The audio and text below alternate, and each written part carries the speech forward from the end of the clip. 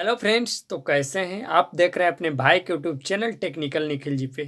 तो हाँ फ्रेंड्स, आज की इस वीडियो में ना तो कोई टेक्निकल वीडियो लाया हूँ, ना तो कोई अर्निंग वीडियो लाया हूँ। आज की इस वीडियो में मैं एक भोजपुरी इंडस्ट्री के जो आजकल तबाही हो रहे हैं दोस्तों, उसी के ऊपर मैं एक न्यूज़ वीडियो लाया हूँ।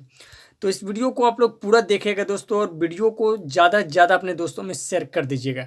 क्योंकि दोस्तों मैं बताऊंगा कि आजकल जो भोजपुरी इंडस्ट्री में जो विवादित चल रहे हैं दोस्तों, बहुत सारे सिंगर में जो विवाद हो रहे हैं, बहुत सारे सिंगर में जो झगड़े हो रहे हैं, उसी के ऊपर मैं विवादित लाया हूं दोस्तों।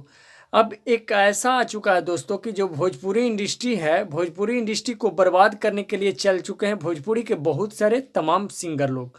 जैसे में आप लोग एक जानते होंगे, संतोष रेणु यादव जो एक भोजपुरी के सुपरस्टार सिंगर था दोस्तों, उसने बहुत सारे सिंगर को गाली गलौज किया दोस्तों। इतना ही नहीं बल्कि अब वो जो गाली गलौज सीता माता यानी भक्ति माता को भी गाली देने लगा दोस्तों। मैं एक ऑडियो के माध्यम से उसका सुना हूँ, एक ऑडियो उसका वायरल हो रहा है दोस्तों। जो संतोष रेणु यादव भोजपुरी का सिंगर है, उन्होंने सीता माता को भी गाली दे चुका है दोस्तों।